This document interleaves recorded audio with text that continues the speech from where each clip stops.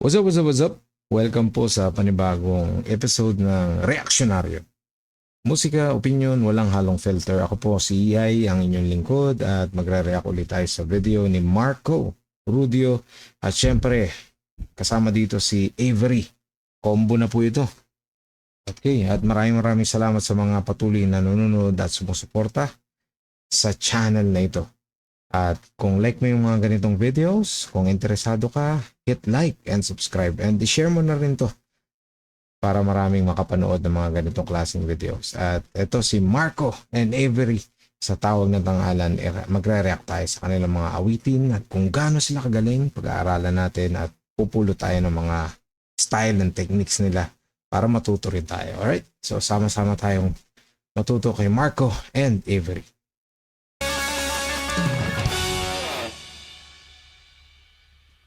Huwag kang matakot sumayaw. Huwag kang matakot sumayaw. Huwag kang matakot sumayaw. Huwag kang matakot sumayaw. Galing ng intro niya, no?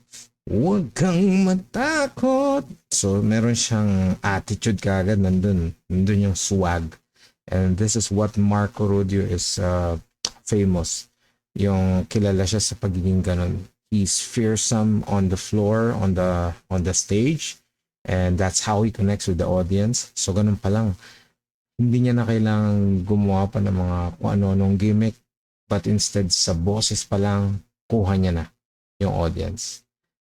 And also, I like his costume, yung damit niya ngayon.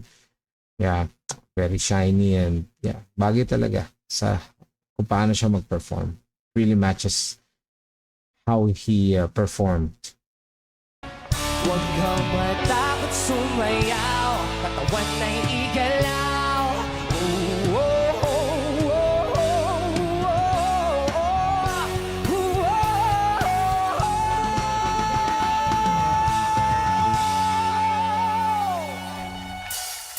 Simula sa pinakataas sa katawan hanggang sa bababa ng bababa sa balakang. Everybody now! Shake it, let's go. Lani Misalucha is liking it so far. Huwag kang matakot sumayaw. Katawan ay igalaw. Sige sumayaw. Kahit sunod-sunod na kamalasan ang abutin mo, huwag kang mag-alala, limutin ang problema.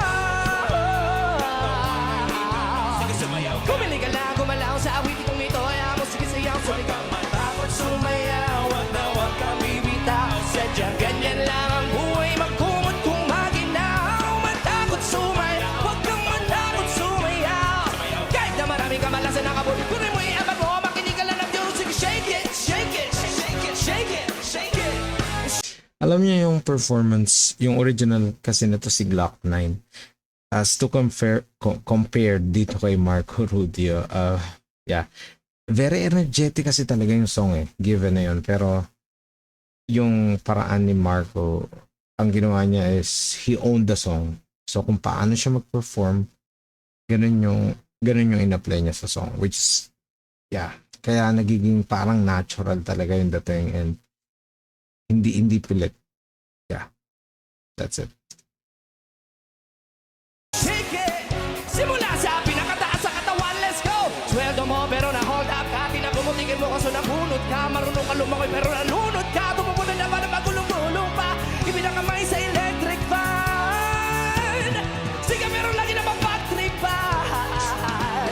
Di matext, di matawagan ng Na magpagtripan. Galing talaga ni Mark. cellphone mo. Pinapawisan ka pa bukas ang aircon mo. Di mo na malaman ang iyong gagawin. Bahay natin ay tila gigibain.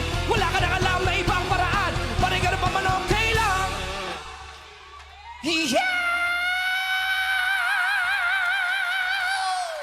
Galing ng ref na yun. Galing, isa pa nga. Galing. Huwag kang matakot sumayaw. That's his signature. Kapag masyado niyang binabali yung kanta the way he should be, Kasi yun yung attitude niya eh. Ganun siya eh. Yun yung tatak Marco Rubio eh. Kaya yun yung ginagawa niya. Which is, grabe. Galing. Huwag kang matakot sumayaw. Huwag kang matakot sumayaw. Huwag kang matakot. Huwag kang matakot. Takot, takot, sumayaw ka. Takot, takot, takot, sumayaw ka. Takot, takot, takot, sumayaw ka. Takot, takot. So this is him. Actually, wala na to sa original arrangement ng song pero parang tailor fit nito para sa kanya. Takot, sumayaw, listen up. Come on everybody sa akin na sumabay. Sama-sama sumayaw, taas sa mga kamay. Kung maraming iniisip, puno umiinit. Kanya naman talaga, namamahal. Come on diba, sa akin na sumabay. Sama-sama sumayaw, taas sa mga kamay. Kung maraming iniisip, puno umiinit. Kanya naman talaga, wag ka na wag. Come on everybody sa akin na sumabay. Sama-sama sumayaw, taas sa mga kamay. Kung maraming iniisip, puno umiinit. Kanya naman talaga, wag ka na wag. Please. Husay. Grabing performance niya dyan. Ni Marco Rubio. Yeah, big shout out even to the fans of Marco Rubio. You know how to appreciate singers like him or artists like him. Grabe talaga. Even yung rap part na napakabilis, naiintindihan pa rin. Ganun kasikat si Glock 9. Kasi kahit mabilis yung pag-rap niya, naiintindihan pa rin yung lyrics. And Marco Rubio, wow! He did the same and even level it up. Pinataas pa niya. I-level up pa niya. Wow. Salute! Yeah, that's why Eric Santos is right there. Yeah. Let's listen to Avery. Why you begin to tell the story of how great a love can be? The sweet love story that is older than the sea. Ganun ng pasok niya dun. With emotions. So, very light yung atake ni Avery. So, yeah. Sa awitin na to, which is inawit niya Andy Williams. Napaka timeless classic song. So, let's listen to her as she progresses dun sa song. Let's see. The simple truth about the love he brings to me. He fills my heart. He fills my heart with very special things. Ito yung ganitong klaseng artist, si Avery. Nakapanood na rin ako ng ibang videos niya. Pero ano eh, alam mo yung araw sila. Imelda Papin, yung sino ba yung mga kasabayan nun, na grabe yung emotions nila kapag inaawit yung kanta. Ibang umiiyak talaga. Kasi literally, lumuluha sila while performing. And parang ganito to eh. Si Avery, she puts her emotions when she sings. And naalala ko kapag ganito, di ba? Yung mga lyrics na love story, mga ganito tungkol sa magsing-irog na nagmamahalan. Di ba? Napaka heartwarming nito kapag dinideliver mo. And even the melody of the song, it adds up. Kaya nga ganito. Nagko-complement on how Avery is performing right now. So let's see. With angel songs. I like how she stretches those vowels. Let's see. Balikan lang natin. Angel songs with wild imaginings. He fills my soul with so much love. Yeah. Yung pag-stretch ng vowels, napakahalaga nun para maintindihan yung lyrics at maintindihan yung song. At syempre yung pagkukwento ng artist, napakahalaga nun. Kaya ito yung just observe on how she stretch her vowels. That anywhere I go, I'll never I go So yung mga ganong part, napaka-critical nun. Kasi boses niya lang narinig dito, tsaka keyboards, parang strings. Walang masyadong ingay, walang ibang instrument. So, dinig na dinig. Bawat hinga niya, bawat nota na dinadaanan niya, bawat vocal technique that she's applying, talaga, dinig na dinig lahat. So, yeah, let's continue to appreciate. Only with him around. Who could be lonely? I reach for his hand. It's always there.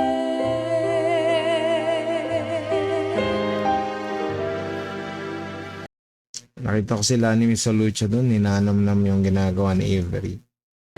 How long does it last? Can love be measured by the hours in a day? I have no answers now, but this much I can say. I know I'll need him till the stars all burn away, and he'll be there.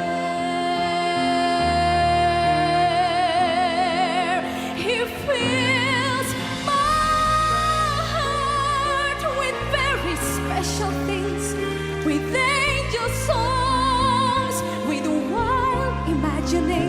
So, ang galing, no? Ngayon, nakikita na natin, unti-unti nagpo-progress. Aangat na yung song. And, alamin natin kung may iba pa siyang i-apply na vocal techniques or whatsoever. Abangan natin. He fills my soul with so much love that anywhere I go, I'm never lonely. Grabe yung take off nun, ha? Balikan nga natin. Grabe. Love that anywhere I go, I'm never lonely. With him around, it could be lonely. I reach for his hand, it's always there. It's always there. How long does it last? Cannot be measured by the hours in a day. I have no answers now, but this much I can say. I know I'll need him till the stars open the world. Grabe yung arreglo pala ng song na to. Ang hirap niya, ha? Mahirap to. You won't hear this from international singing competitions. And the big shoutout sa tawag na tanghalan sa banda sa nag-arrange ng song. Ang hirap nito. Hindi ito pine-perform sa singing contest. Kaya nga sobrang do your research, guys. Yung mga nanonood sa mga American Idol or sa The Voice, hindi sila gumagawa ng ganyang arrangement na napakahirap. And it takes a lot of practice for you to be confident enough para i-perform mo to sa live audience at sa mga judges na mga professionals at mga malulupit talaga. And yeah, napaka-venturesome ni Avery for her to perform this piece. Grabe. Mahanga ako. And he'll be there. And he'll be there. And he'll be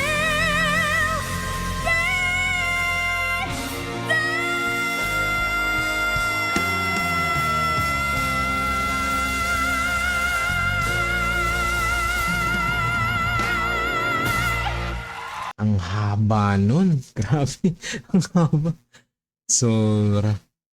Galing ni Avery, no? Mahusay siyang performer. Mahusay siyang belter. That's what I can say on her performance. May mga need to improve lang.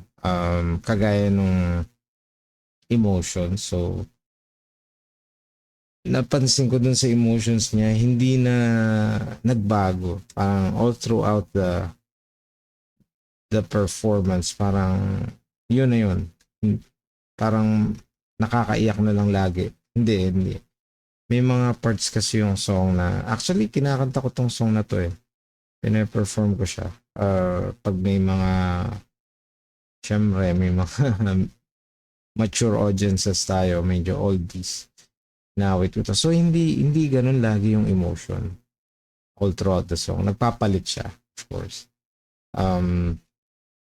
And then masasabi ko kay Avery, magaling naman siya mag-belt, mahusay siya. It's just that yung emotion, parang yun at yun na lang din. Well, actually, these two songs na tapusin muna natin. So, ayan. So, tapos na. Yung two performances that we've reviewed today, yung kay Marco at kay Avery, totally different. So magkaiba. Siyempre, kay Marco, napaka-explosive, napaka-fearsome, alam mo yun, lively, kasi upbeat yung song na pinerform niya, and may rap, iba-iba yung patterns ng notes na masyadong marami. May high notes, low notes, may mabibilis, may mabagal. Actually, mostly mabagal mostly mabilis kay Marco, pero kay Avery, mostly talagang mababagal. Based on these two performances, kung sabay sila nag-rap, and if I'll be the judge, of course, I will take Marco pa rin. Kasi, pinakita niya yung, lalo na yung kanyang mga riffs, nakakabilib. Sabi. And yung performance on the stage, talagang he owned the stage. And when it comes to experience wise, mas may experience, mas may edge si Marco compared to Avery. Yeah, I hope I can listen more to Avery in the future. Avery ba? Arbery. Sorry. Avery ako ng Avery. Arbery. Sorry po sa inyo. Ngayon ko lang na-realize, hindi ko pala binabasa yung R. Very. Yeah. So, let's listen more to these two artists. At kung bago ka lang sa channel nito, hit mo naman yung like and subscribe. Share mo naman to in yung notification bell. Lagi mo yung nakaring para updated ka lagi. Maraming salamat sa mga nanood. Ito po ang Reaksyonaryo. Musika, opinion, walang halong filter. At ako po si EI. Maraming salamat sa mga nanood. God bless you. And see you on our next video. Goodbye.